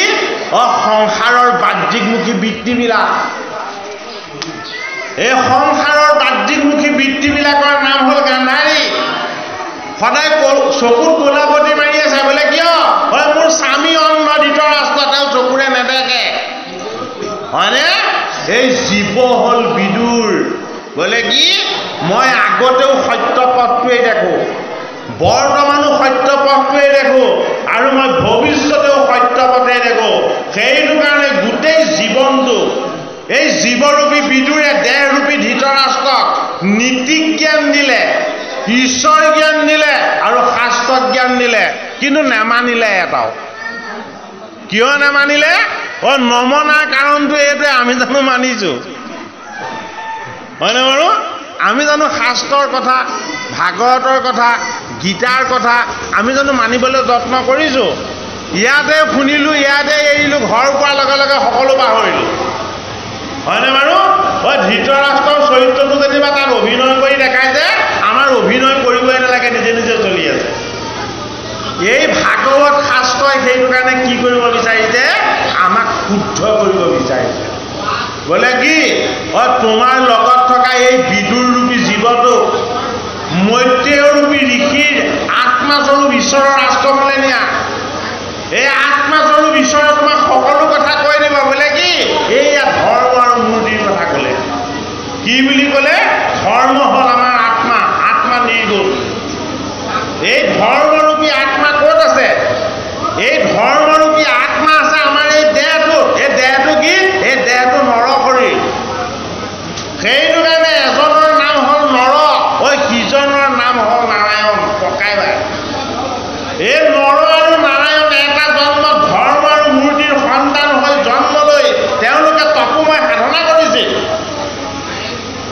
এই তপোময় সাধনাৰ ফচল হৈ তাপৰ যুগত কুন্তীৰ তনয় হৈ নৰ হ'ল অৰ্জুন আৰু নাৰায়ণ হ'ল দৈৱকী নন্দন কৃষ্ণ বোলে কি আগৰ জন্মত মই যোগ কৰিছিলো সাধনা কৰিছিলো এইবাৰ মই তোমাক যোগ শাস্ত্ৰ কওঁ কিয় আগৰ জন্মত তুমি মোক দেখি যোগ কৰিছিলা মোক চিন্তা কৰিছিলা মোক উপাসনা কৰিছিলা এইটো জন্মত মই তোমাক কি কৰিম মই যোগ সাধনাৰ দ্বাৰা মোৰ ঈশ্বৰ উপাসনাৰ দ্বাৰা মই নিজক কেনেদৰে আনন্দিত কৰিছিলোঁ এইবাৰ মই তোমাক সেইখিনি গীতা আকাৰত কওঁ সেইটো কাৰণে গীতা কি গীতা হ'ল যোগশাস্ত্ৰ কাক ক'লে মধ্যম পাণ্ডৱ অৰ্জুনক ক'লে সেইটো কাৰণে গীতাৰ শ্লোকটোৰ বৈশিষ্ট্য হওক প্ৰথম শ্লোকটো ৰাখিছে গীতাত কোনে অন্ন ধৃতৰাষ্ট্ৰই প্ৰথমটো শ্লোক অন্ধজনে ৰাখিছে বোলে কি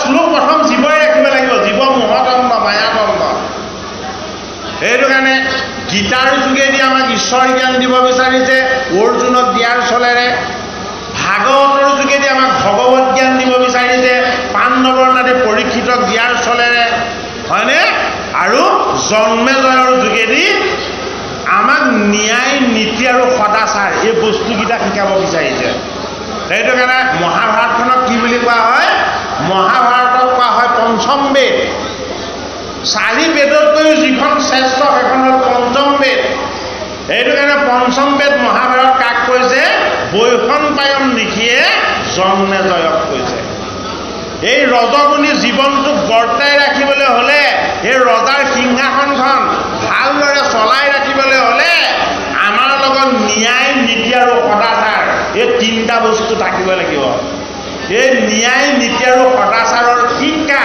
যি শাস্ত্ৰই দিছে সেয়া হ'ল মহাভাৰত কেনেকৈ দিছে দুঃশাসনৰ দুষ্ট বৃত্তিবিলাক দেখাই যায় বোলে কি কুলবধূৰ বস্ত্ৰ হৰণ কৰে কৰিছেনে নাই এনেকুৱা জঘন্য কাণ্ড ক'ৰবাত আছেনে বাৰু নিজৰ বংশৰ কুলবধূ পানী টানি বস্ত্ৰ হৰণ কৰা এনেকুৱা ধৰণৰ কথা হয়নে নহয় দুৰ্বদী হ'ল আমাৰ এই দেহটো পঞ্চভূতেৰে গঠিত সেইটো কাৰণে পাঞ্চালী এই দেহৰ বস্ত্ৰ কি এই দেহৰ বস্ত্ৰ হ'ল আত্মা আত্মা ঈশ্বৰে আমাক ধৰি আছে আত্মা ঈশ্বৰে আমাক পালন কৰি আছে কিন্তু আমি আত্মালৈ দৃষ্টি নিদিওঁ ক'লৈ দৃষ্টি দিওঁ আমি দেহৰ সুখ আৰু ভোগৰ কাৰণে দৃষ্টি দিওঁ ইয়াত দুৰ্বদীৰ বস্ত্ৰ হৰণ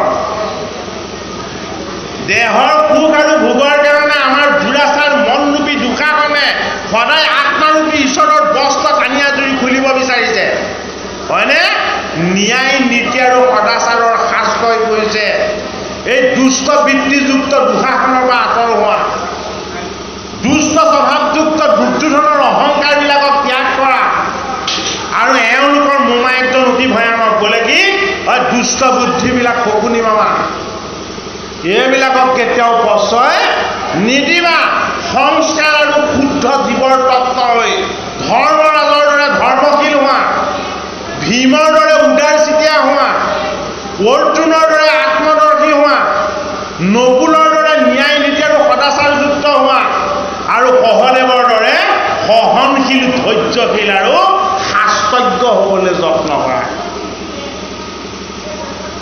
গীতা ভাগৱত ৰামায়ণ মহাভাৰত এই সকলোখিনিয়ে এজন ঈশ্বৰৰ কথাই কৈছে 2 নম্বৰটো কথা কোৱা নাই এক ঈশ্বৰ এক ঈশ্বৰ দৈৱকী নন্দন কৃষ্ণৰ কথা আমি শ্ৰৱণ আৰু কীৰ্তন কৰিলে আমি ঈশ্বৰক স্পৰ্শ কৰাৰ আনন্দ লাভ কৰিম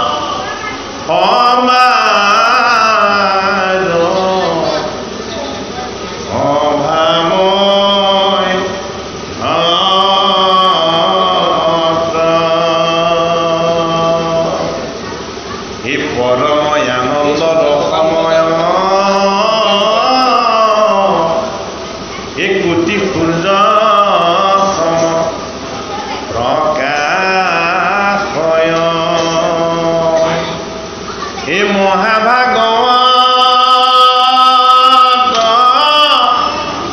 নহন্ত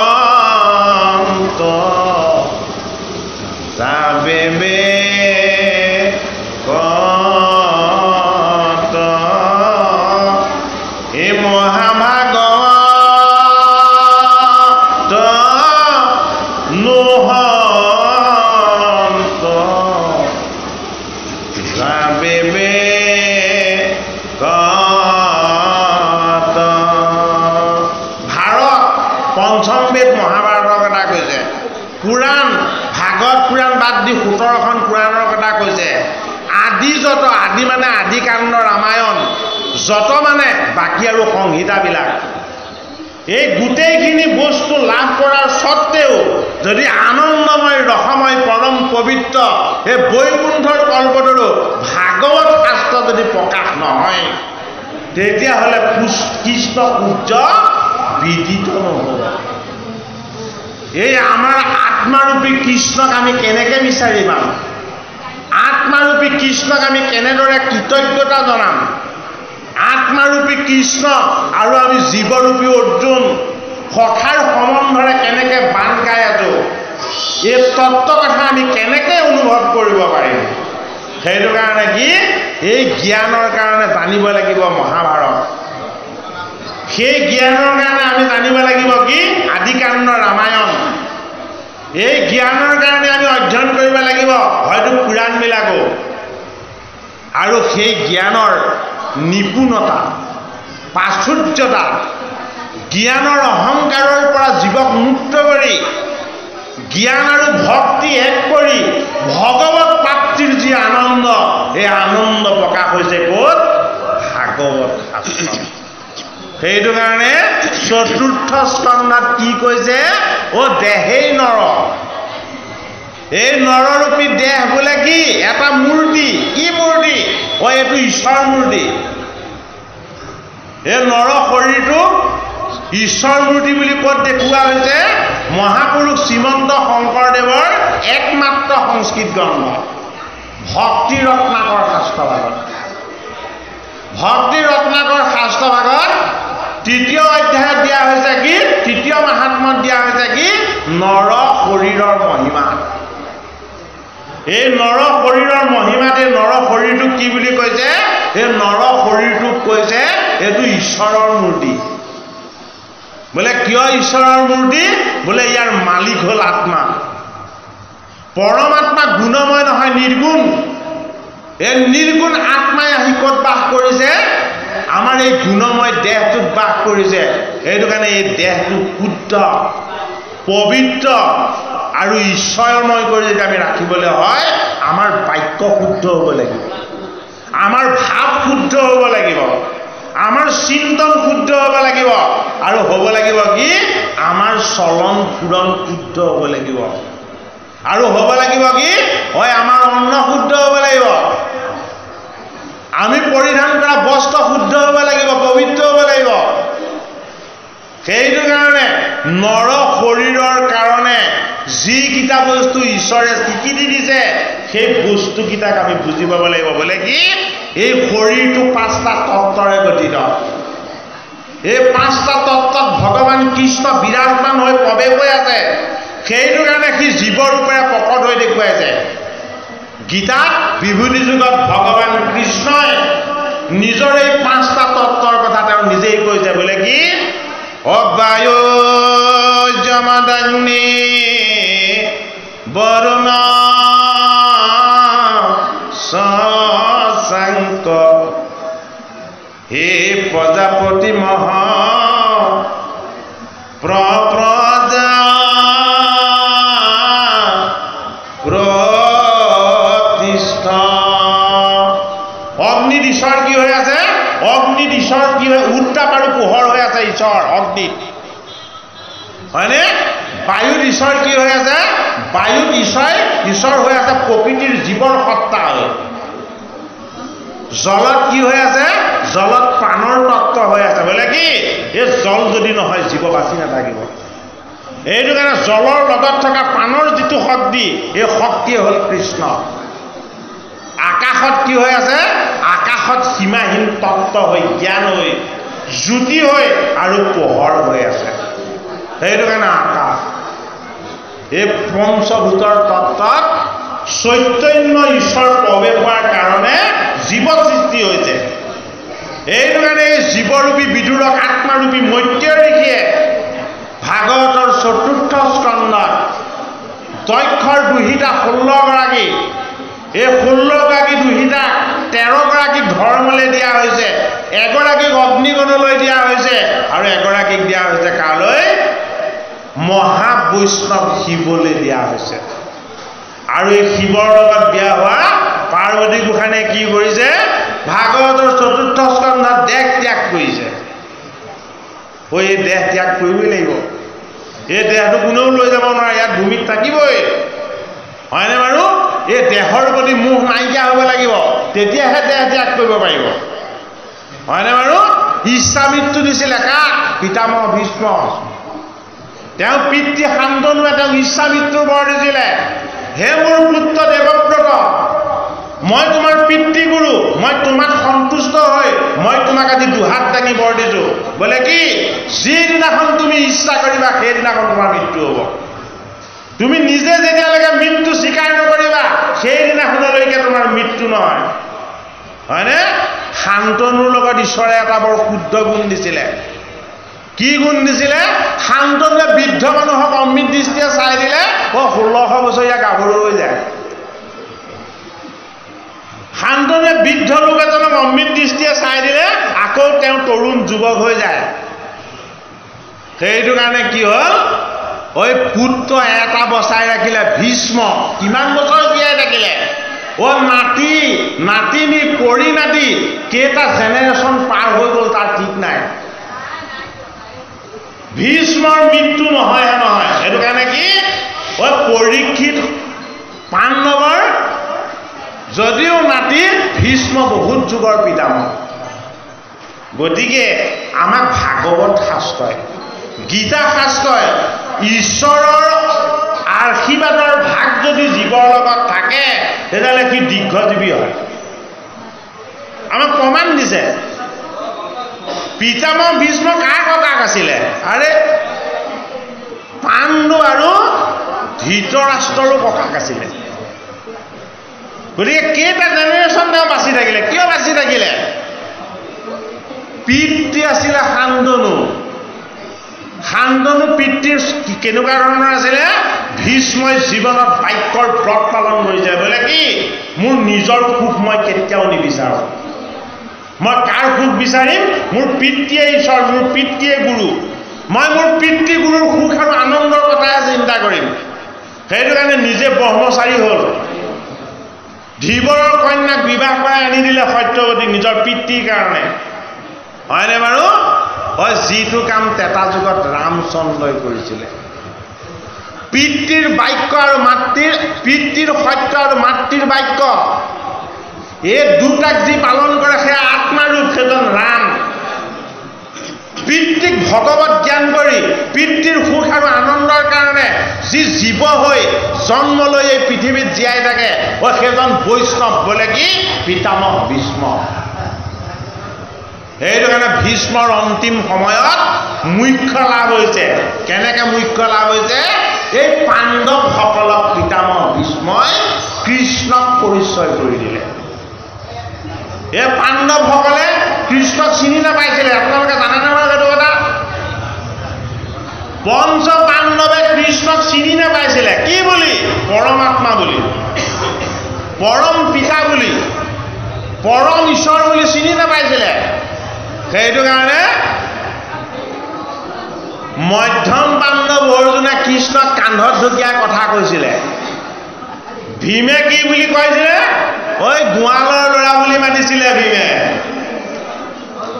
ভীমে কৃষ্ণক সদায় গোৱালৰ ল'ৰা বুলি মাতে গৌৰখীয়া ল'ৰা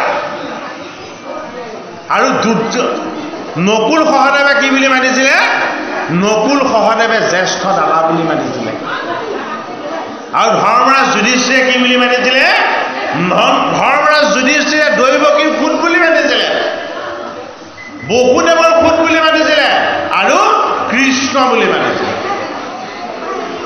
গতিকে ভাগৱত শাস্ত্ৰই আমাক কৃষ্ণৰ পৰিচয় দিব বিচাৰিছে। পাণ্ডৱে নাজানিছিলে কৃষ্ণ যে ঈশ্বৰ। সৰসজ্ঞাত শুই থকা ভীষ্মই আঙুলি টুৱাই দেখুৱাই পাণ্ডৱক পৰিচয় কৰি দিলে। বোলে কি এওঁ এই কাল, এওঁ এই মহাকাল, এওঁ ইচ্ছাতে গোটেই জগত চলি আছে। তোমালোকে এওঁ জ্ঞাতি বুলি ভাবিছিলা, তোমালোকে এওঁ কুটুম্ব বুলি ভাবিছিলা, তোমালোকে এওঁ মিত্ৰ বুলি ভাবিছিলা, এয়া তোমালোকৰ অজ্ঞান আছিলে। এওঁ এই পৰম পিতা, এওঁ এই পৰমেশ্বৰ। সেইটো কাৰণে ভীষ্ম কি? ভীষ্ম বৈষ্ণৱ। কিয় বৈষ্ণৱ? কৃষ্ণৰ পৰিচয় পাণ্ডৱক দিছিলে। যি কৃষ্ণৰ পৰিচয় জীৱক আগবঢ়ায় সেয়া বৈষ্ণৱ। লগত থাকোঁতেও কৃষ্ণক চিনি নাপালে, তেওঁ যে ভগৱান। কোনে পৰিচয় কৰি দিলে? পিতামহ ভীষ্মই পৰিচয় কৰি দিলে। এওঁ বাক্যই সত্য, এওঁ ইচ্ছাই সত্য।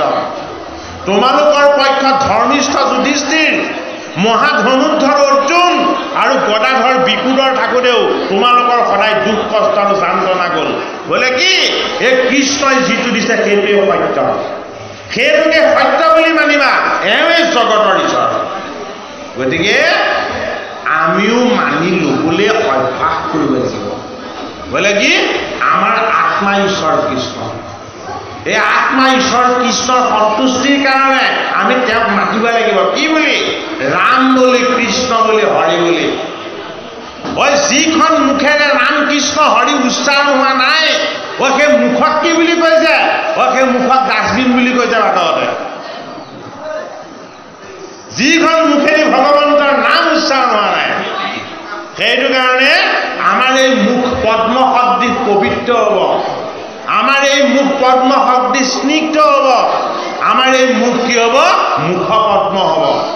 যদিহে আমি পদ্ম সম নাভিজাৰত প্ৰণামহো বাৰম্বাৰ বুলি স্তুতি কৃষ্ণ হে কৃপালু গুৰুমূৰ্তি বাপাণ্ডৱ সমস্ত। আমি বহুত সময় অৱশ্যে ব্যাখ্যা আগবঢ়াইছোঁ, 1 ঘণ্টা হৈ গ'ল। গতিকে আপোনাৰ পাঠৰটোৱে অকণমান পাঠ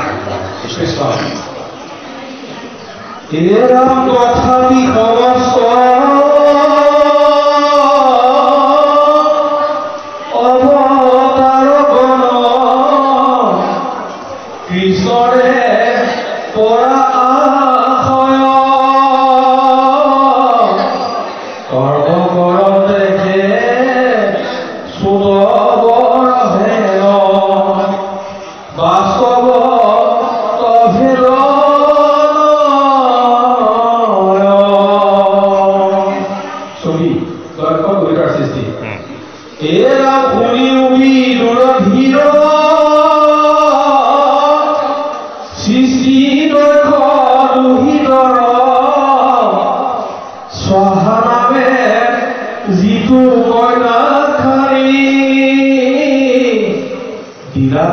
প্ৰজাপতি বিবাহ কৰিলা প্ৰীতি, যিটো দেৱ অগ্নি অভিমানী,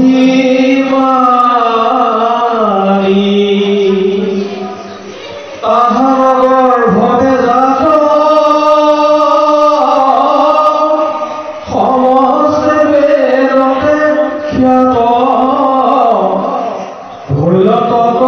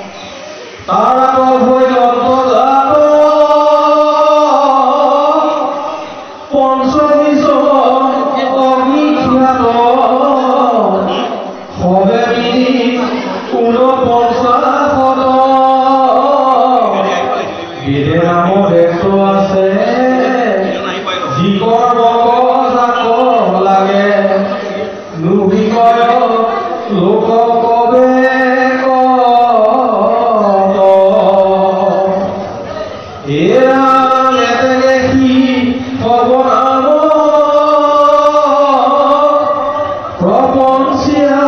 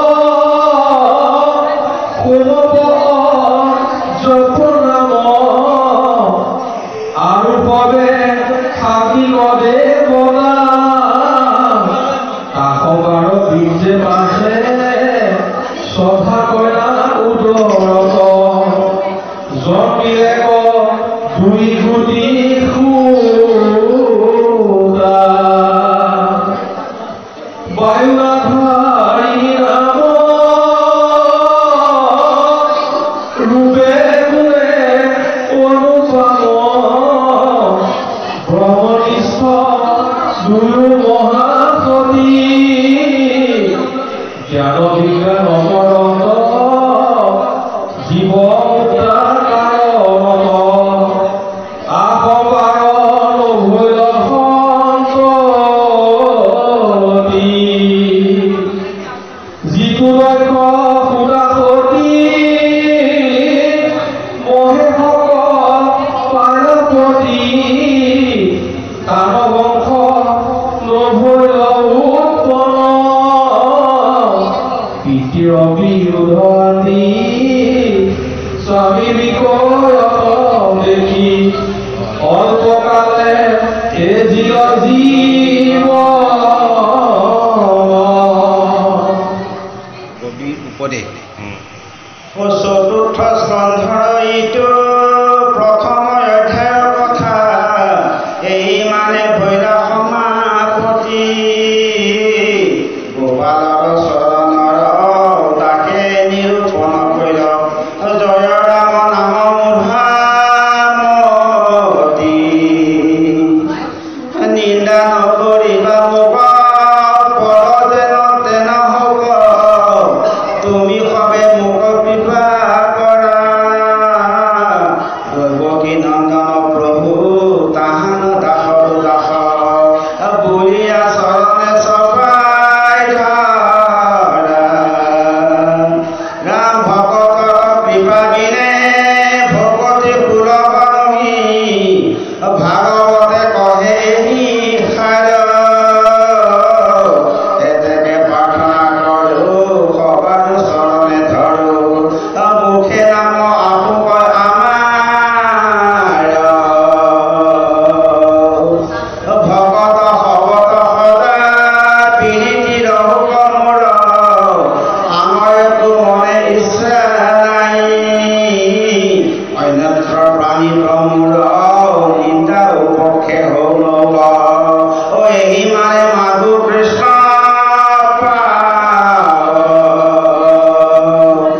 হৰি ৰূপ মনে সদা কৰ্ণক ৰহুক কথা মুখ ভৰি কমু গুণ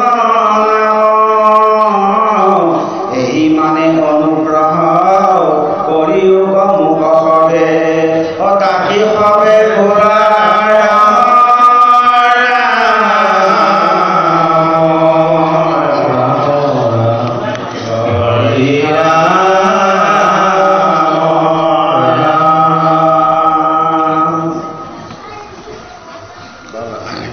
কলাপ চন্দ্ৰ দ্বিজ বিৰচিত ভগৱতৰ ওপৰত মংগলাৰ চন্দ্ৰ গাইছো জয় নম নাৰায়ণ নাথ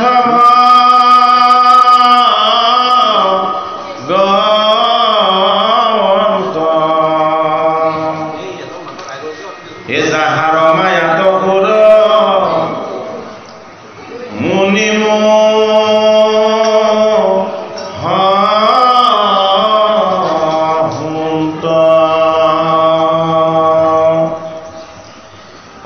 বেদকেৰ ৰত্ন ভাগে যাক প্ৰকাশয় চাৰি পাঁচ মুখে হৰ বীৰিন সিগাওয় অনম শ্যাম ধাম সুদ সত্য শিশিকে এ যাহাৰ ব্ৰহ্মাণ্ড ভাণ্ড বিহাৰ বিশেষ এ নমো নমো অনন্তম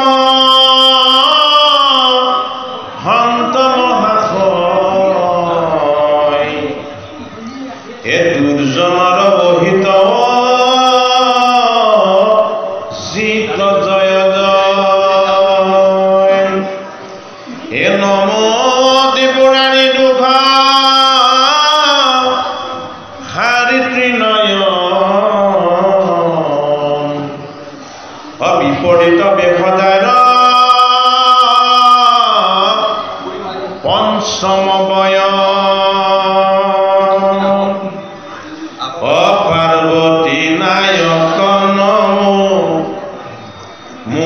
কোটি দায়ক বিষভ বাহন নমো দমৰু বায়ক।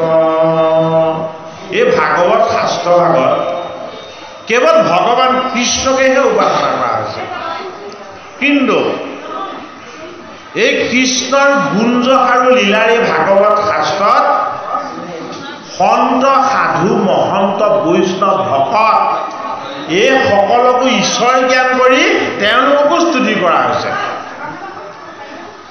এতিয়া ভাগৱতৰ কাহিনীৰ কথা আৰম্ভ কৰিবলৈ যোৱাৰ আগতে পদ আৰম্ভ কৰিছে দক্ষ প্ৰজাপতিৰ কন্যাসকলৰ বিবাহ আৰু দক্ষ প্ৰজাপতি আৰু শিৱৰ দণ্ড। এই শীৰ্ষৰ পদে আমাক দক্ষ প্ৰজাপতি, শিৱ, বৈষ্ণৱ আৰু পাৰ্বতী এইসকলৰ কথাৰে আমাক ঈশ্বৰৰ তত্ত্বজ্ঞান দিব বিচাৰিছে, কিন্তু তাৰ আগতে আমাক পদে জনাইছে কি বুলি? পদে আমাক আজ্ঞা কৰিছে কি কৰিবৰ কাৰণে? যে তোমাৰ মনটো চাগে অশুদ্ধ হৈ থাকিব পাৰে, তোমাৰ ভাৱটো কিজানি বেলেগ কথালৈ গৈ থাকিব পাৰে।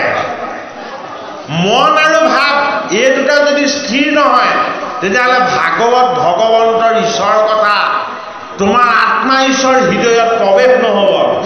সেইটো কাৰণে কি কৰা? তুমি তোমাৰ আচৰণ সংস্কাৰ কৰি লোৱা। এই আচৰণটোক ভকতিৰ সংস্কাৰযুক্ত কৰিবলৈ প্ৰহ্লাদ চন্দ্ৰ দ্বিজে এই ভাগৱতৰ যি পদ ৰচনা কৰিছে তাৰ প্ৰাৰম্ভত আমাক দিছে কি? মংগলাচৰণ। মংগলময় কি? মংগলময় হ'ল জীৱ। জীৱক কি বুলি কোৱা হয়? জীৱক মংগলময় বুলি কোৱা হয়। জীৱৰ তত্ত্বটোক কি বুলি কোৱা হয়? জীৱৰ তত্ত্বটোক শিৱ বুলি কোৱা হয়। সেইটো কাৰণে শিৱ মানে কি? শিৱ মানে মংগলময়। ভাগৱতৰ চতুৰ্থ স্কন্ধত শিৱ আৰু দক্ষৰ বিৰোধ হৈছে। শিৱৰ লগত দক্ষই বিৰোধিতা কৰাই নহয়, শিৱৰ ভাৰ্যা পাৰ্বতীয়েও শিৱৰ হাক বচন নেমানিলে। ভাগৱতৰ দ্বাদশ স্কন্ধত কি হৈছে? মাৰ্কেন্দ্ৰেয় ঋষিয়ে কৃষ্ণক স্মৰণ কৰি আছিলে। মাৰ্কেন্দ্ৰেয় ঋষিয়ে কৃষ্ণৰ নাম জপ কৰি আছে। মাৰ্কেন্দ্ৰেয় ঋষিয়ে কৃষ্ণক তেওঁৰ ওচৰলৈ মাতি আছে আৰু সন্মুখত আহি ৰৈ দিলে কি? হাতত তম্বৰু লৈ মহাবৈষ্ণৱ শিৱ। কাষত আহি ৰৈ দিলেহি কোন? কাষত আহি ৰৈ দিলেহি পাৰ্বতী। মাৰ্কেন্দ্ৰেয় ঋষি এতিয়া হতভম্ব হৈছে। বোলে কিয়? মই মাতিছিলো কৃষ্ণ, উপাসনা কৰিছিলো কৃষ্ণ, মই ভাবিছিলো কৃষ্ণ, কিন্তু মোৰ সন্মুখত আহি ৰৈছে শিৱ আৰু মোৰ সন্মুখত আহি ৰৈছে পাৰ্বতী। কিয়? তেতিয়া ভাগৱত বৈকুণ্ঠৰ শাস্ত্ৰ তত্ত্বৰ ওপৰত বুজাব বিচাৰিছে আমাক। বোলে ঈশ্বৰজনক তুমি নিৰ্গুণ নাম ৰূপত পাবা, গুণ ৰূপত দেখা নোপোৱা। বোলে কি? ঈশ্বৰ গুণত বান্ধ খাই আছে জীৱ হৈ, সেইটো কাৰণে তম্বৰু বজাই শিৱই দেখা দিলে। এই শিৱই মই। বোলে কি? যিমান জীৱ দেখিছে এইবিলাকেই মই। বোলে এই জীৱৰ তত্ত্বটো যদি তুমি নেজানা, কৃষ্ণক মাতি লাভ নাই। সেইটো কাৰণে শিৱ কি? শিৱ বৈষ্ণৱ। যদি বৈষ্ণৱক চিনি নাপাওঁ, ভকতক চিনি নাপাওঁ, সাধুক চিনি নাপাওঁ, সন্তক চিনি নাপাওঁ, মহন্তক চিনি নাপাওঁ, কৃষ্ণক মাতি থাকিলেও নাহিব। বোলে কিয় নাহে? কৃষ্ণ হ'ল ভকতক ভাল পোৱা ভগৱান। মোৰ ভকত ৰূপী জীৱ, এই প্ৰকৃতি, এইবিলাকক যি হিংসা কৰে মোক মাতিলেও মই নাযাওঁ। বোলে তাৰ প্ৰমাণ?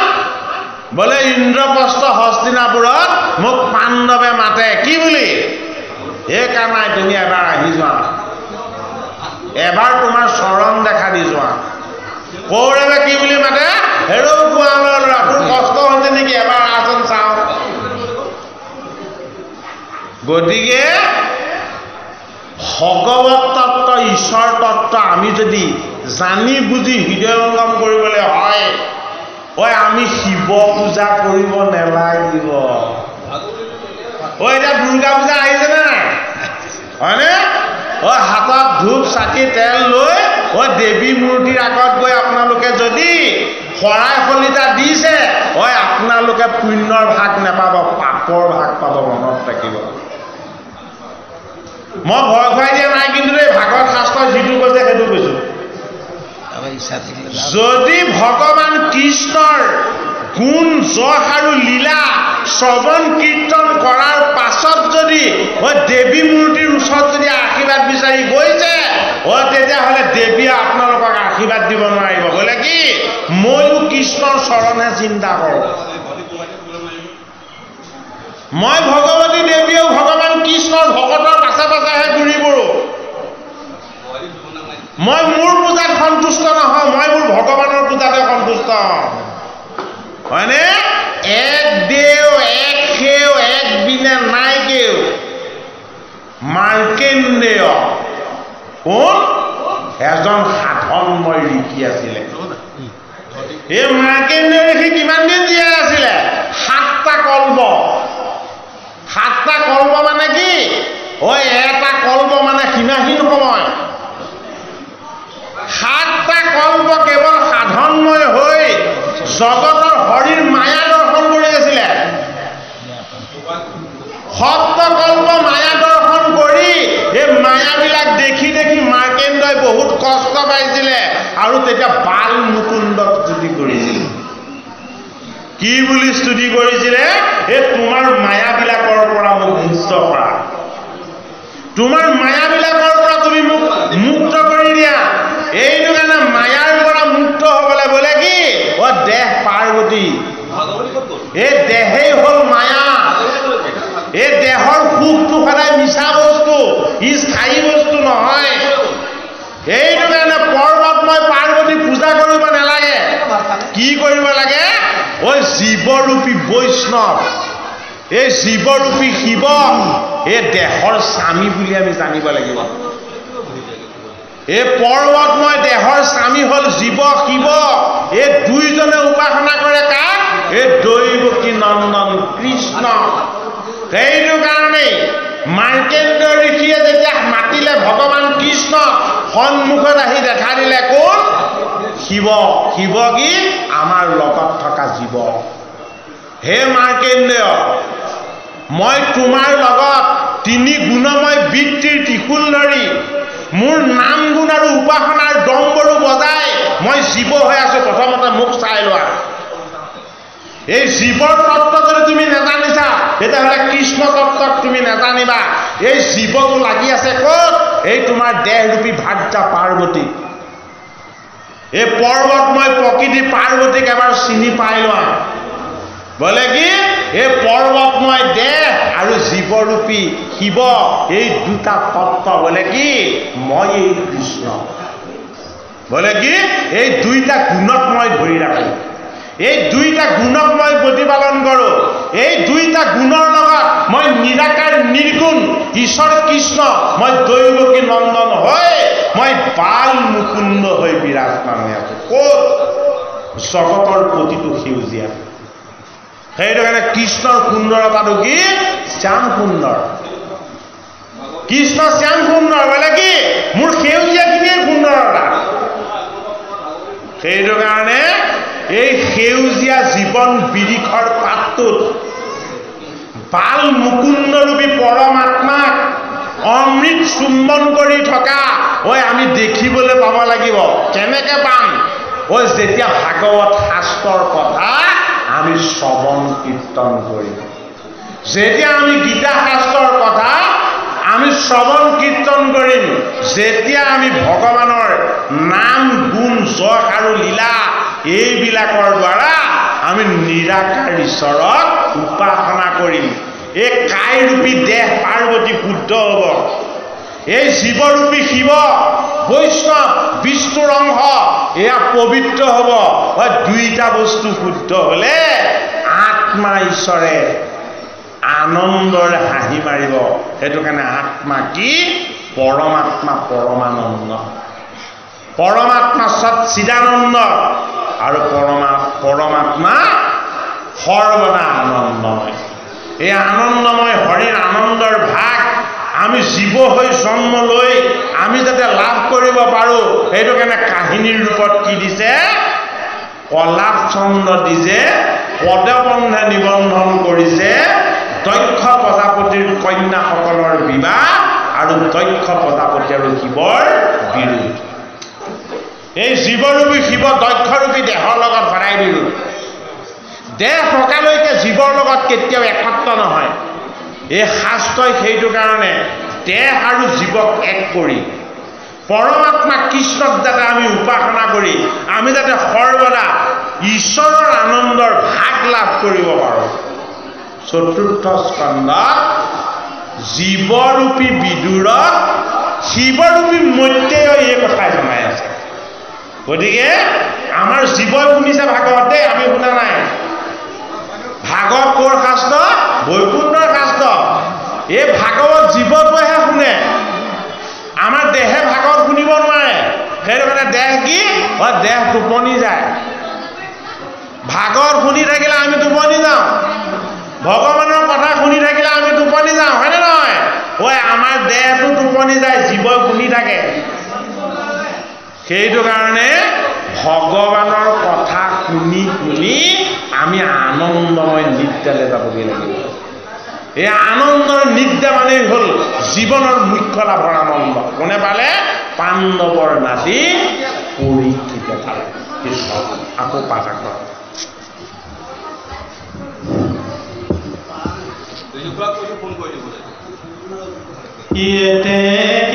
হৰি হৰ পদ